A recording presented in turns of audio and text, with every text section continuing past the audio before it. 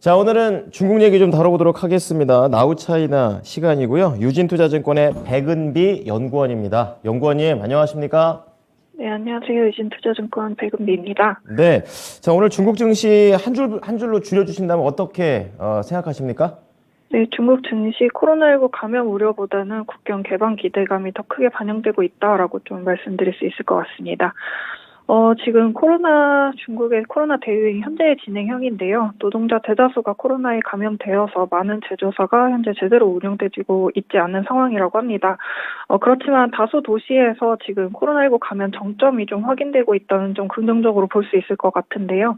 일단 하이난성과 쓰촨성 설문조사에 따르면 감염률이 각각 50%, 80%를 넘어선 것으로 나타났습니다. 물론 이제 지방정부에서 진행하는 설문조사이기 때문에 정확한 통계라고 볼 수는 없겠지만 그래도 바이두 지수라든지 주요 도시의 지하철 이용객 수라든지 이런 간접적인 데이터 통계도 점차 개선되는 모습을 보이고 있어서 감염의 정점을 지나는 방향성 자체는 좀 맞다고 판단을 하고 있고요.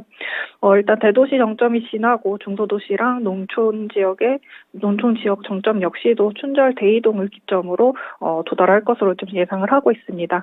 그렇기 때문에 저희는 이제 춘절 대이동 좀 눈여겨볼 필요가 있는데요.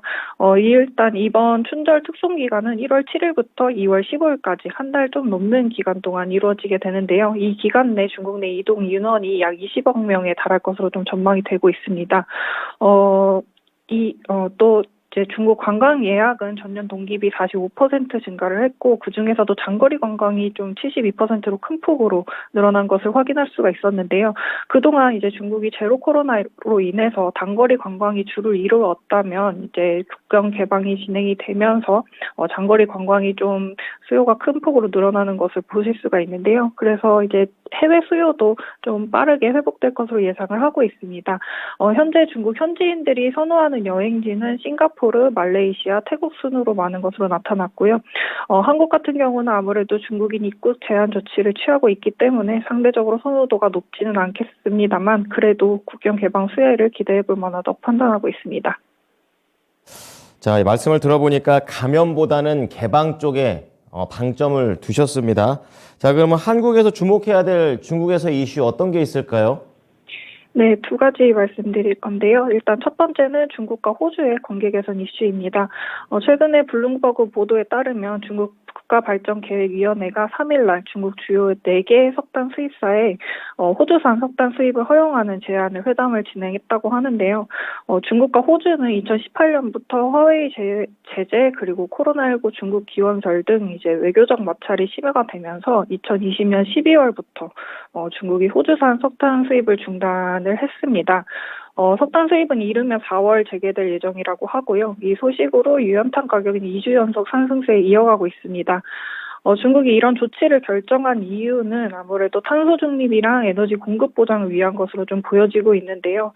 중국 같은 경우는 화력 발전 의존도가 70%로 굉장히 높습니다. 그리고 2021년에 중국이 탄소 중립을 위해서 석탄 생산량은 과도하게 줄이고 신재생 에너지를 빠르게 늘리다가 대규모 전력난이 발생한 적이 있는데요.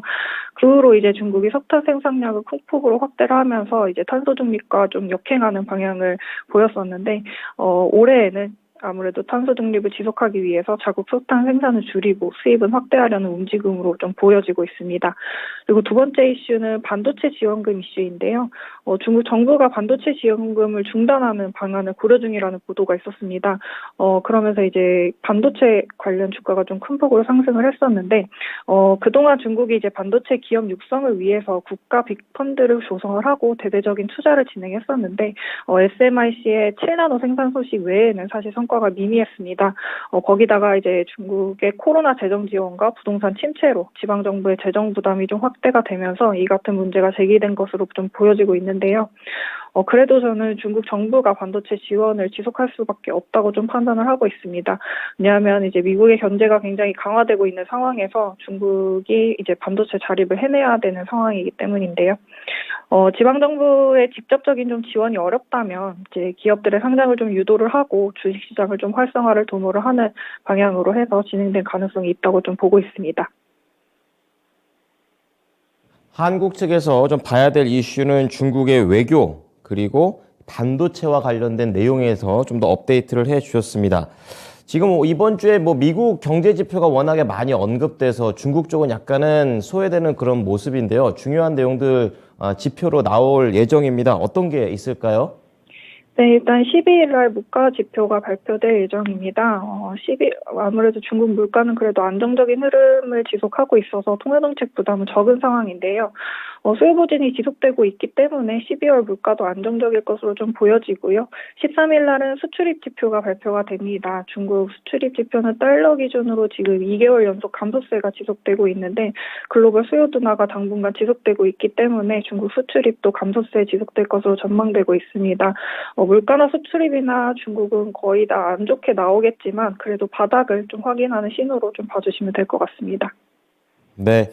자, 이번 지표가 어떠한 성격을 띠게 되는지, 바닥을 잘 만드는지 좀 체크해 보겠습니다. 오늘 말씀 감사합니다, 연구원님. 네, 감사합니다. 네. 자, 지금까지 나우차이나 유진투자증권의 백은비 연구원이었습니다.